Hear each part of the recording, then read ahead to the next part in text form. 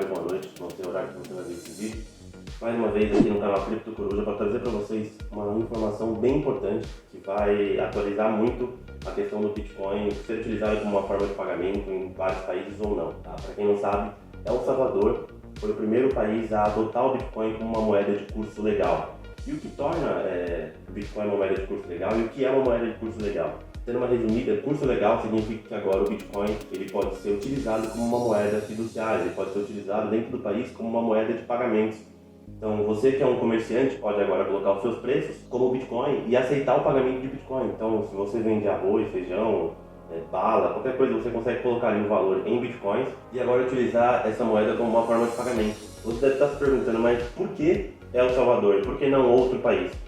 Eu separei aqui para vocês uma listinha dos motivos que levaram esse pequeno país, e por que ele seria o primeiro país a tornar o Bitcoin como uma moeda de curso legal.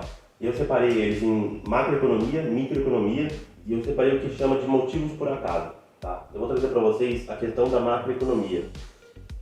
Para quem não sabe, o El Salvador ele não é um país que possui uma moeda nacional desde 2001, ou seja, não é que nem o Brasil ou os Estados Unidos ou os países da União Europeia que possuem uma moeda nacional, que seria, no caso da União Europeia, o euro, no caso ali do Brasil, o real, e no caso dos Estados Unidos, o dólar. Para eles utilizam o dólar, que é uma moeda de outro país, como uma moeda oficial, como uma moeda real. Quando você tem, dentro de uma economia forte, é ok você utilizar o dólar.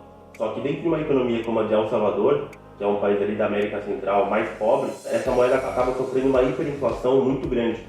Para quem não entende o que é hiperinflação ou inflação, é quando o seu dinheiro começa a perder o poder de compra muito rápido. Né? Dando um exemplo aqui, o real, desde a sua criação até hoje, ele já sofreu uma inflação acumulada de 534%. Ou seja, o seu dinheiro perdeu o poder de compra em 534%.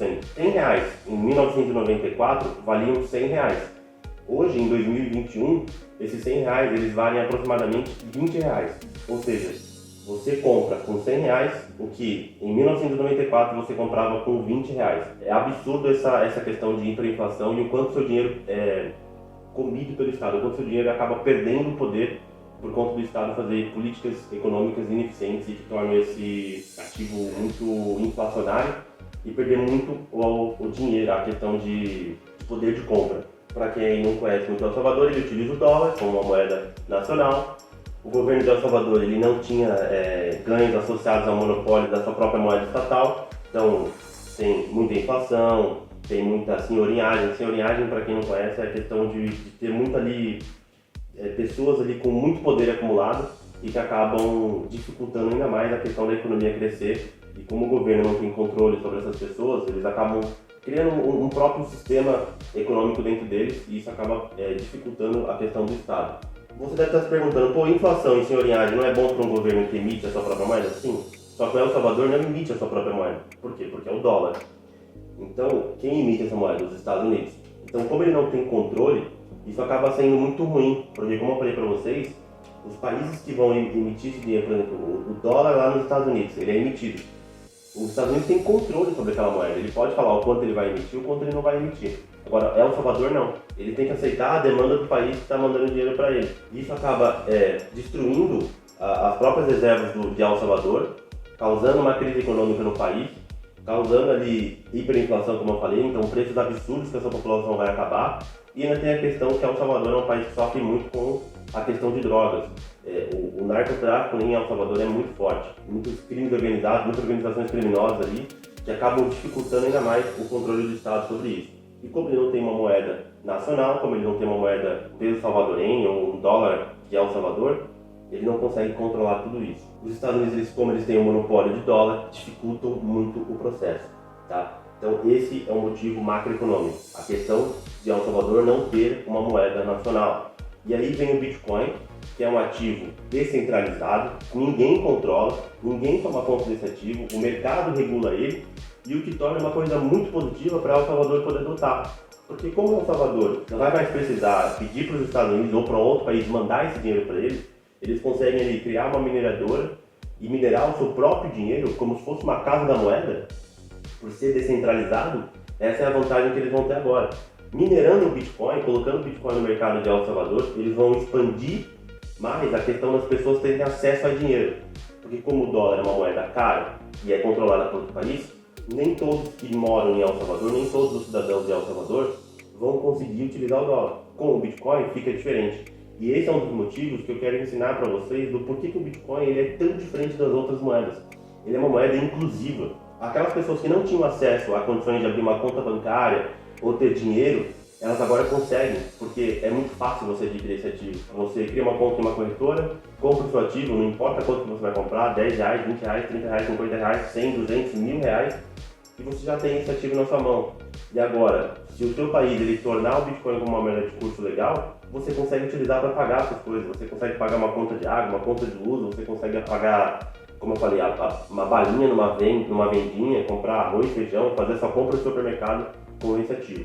E é interessante para El Salvador, que agora vai conseguir colocar mais pessoas inclusas nesse mercado financeiro. Também é interessante para nós, investidores no mercado de criptoativos. Isso mostra a força e tudo que está por trás do Bitcoin. Comprova todos os fundamentos dele para com o mercado, falando, olha, é um ativo descentralizado, ele é inclusivo, ele é deflacionário, ele é um ativo escasso, então ele tem essa questão de estar sempre valorizando e que agora, como é inclusivo, muitas pessoas conseguem ter acesso a ele. Pessoas que estavam à margem, né, vamos utilizar esse termo, marginalizados à questão econômica da sociedade, estavam ali fora, que não conseguiam ter essas condições financeiras antes, agora elas conseguem. E isso prova mais ainda a força desse ativo tão grande e a força desse mercado tão interessante que é o mercado de bitcoins. Partindo para os motivos microeconômicos. Macroeconômicos, só para vocês entenderem, é a questão de política nacional, é a questão que envolve a política econômica nacional de um país. Ou seja, é como o país se relaciona com o outro. Microeconomia é a questão de como o país se relaciona com os seus cidadãos.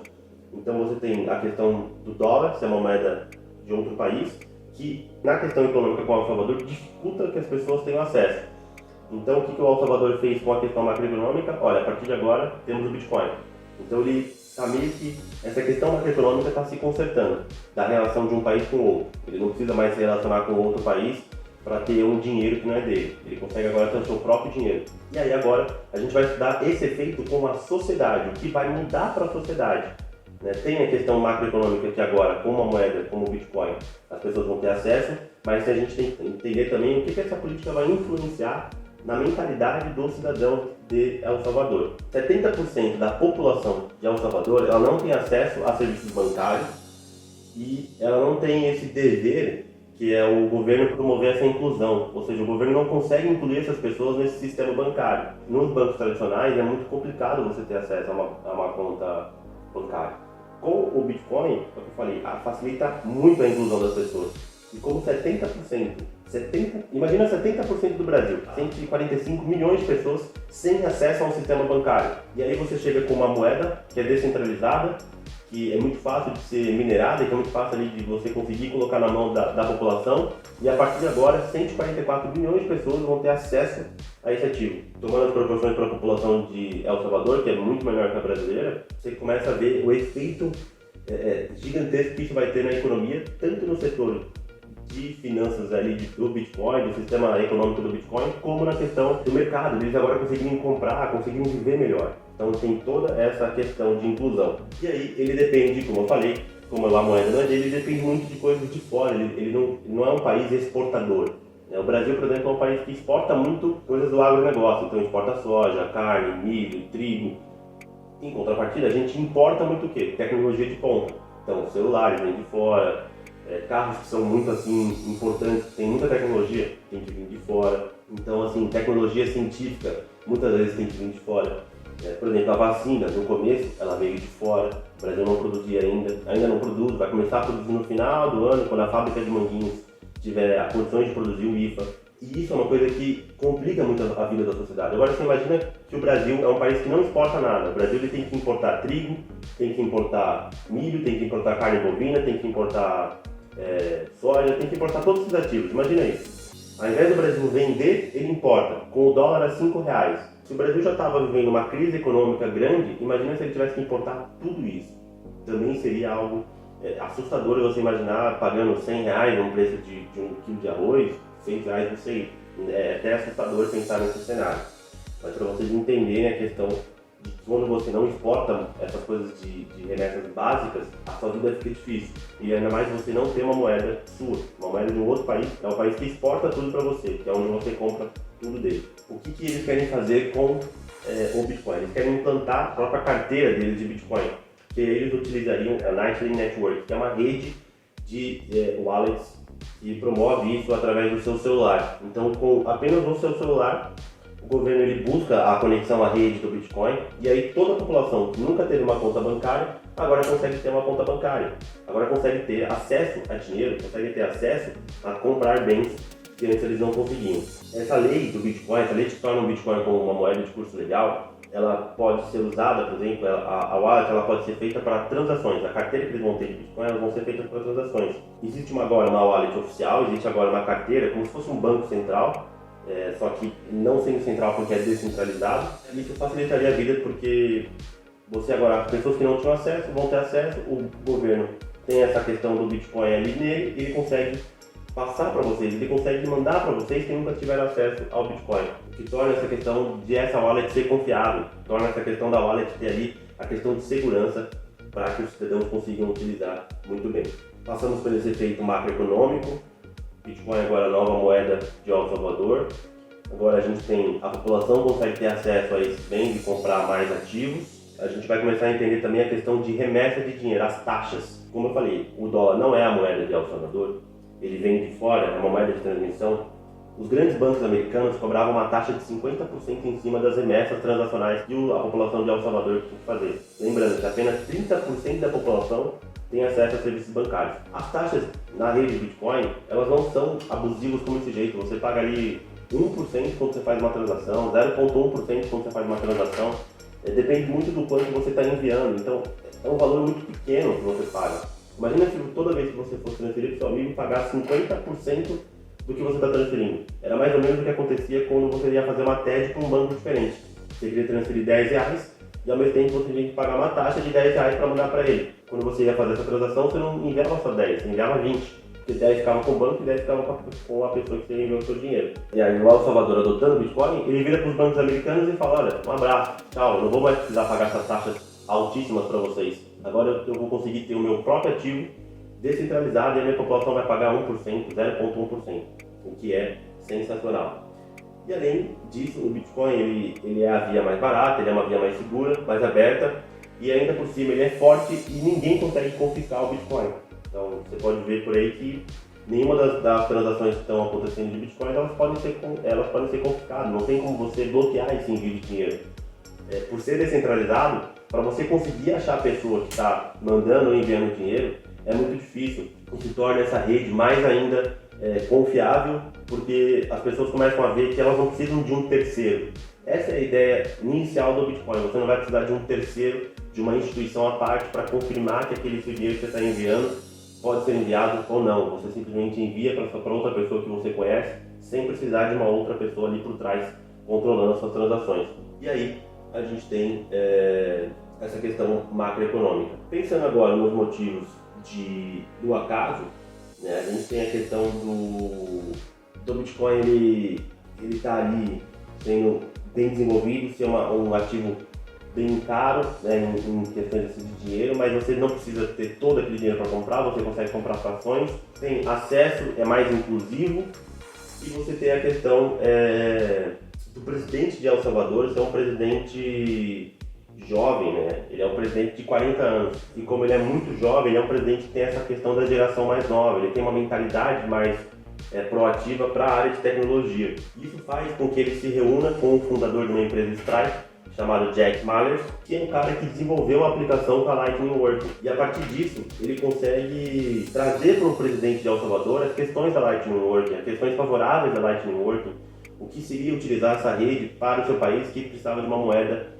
estrangeira para poder fazer todas as suas questões ali macroeconômicas e microeconômicas. E com isso, o Jack ele vai para El Salvador e ele começa a disseminar o uso do Bitcoin com a população de El Salvador. E isso, ela vem como uma forma bem surfista, né? Que ele estava só querendo surfar a questão ali do Bitcoin está subindo, como no ano passado ele saiu de 8 mil dólares e bateu 64 mil dólares mais ou menos um mês e meio atrás. Ele vem com essa questão e aí ele começa a disseminar, e as pessoas começam a ver não só a questão da valorização, mas elas começam a ver o quanto inclusivo, o quanto é bom esse ativo para a população que não tinha acesso antes ao Bitcoin ou ao dinheiro. E aí, conversando, o Jack ele vai numa última conferência em Miami e ele traz ali a questão dessa história sensacional, que é a questão da equipe do presidente chamar ele para conversar, para poder começar a utilizar o Bitcoin como uma moeda de curso legal. Então, o que eu quis trazer para vocês hoje era essa questão, por que ele vai ser o primeiro país a começar a utilizar o Bitcoin como uma moeda de curso legal?